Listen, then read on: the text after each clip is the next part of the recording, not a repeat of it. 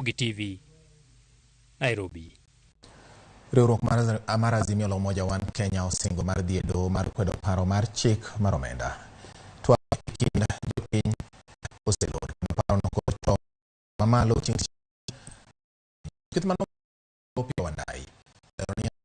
Bago ng'anyo mar mondo mi owuog oko mar paro mar omenda. We are still not going to be short of options. There are so many options, including but not limited to: 1, court action; 2, mass action. This is going to be one such moment that mass action is going to be justified more than any other time. Mimi naona kwanza president sema hii bill tusipende ipite.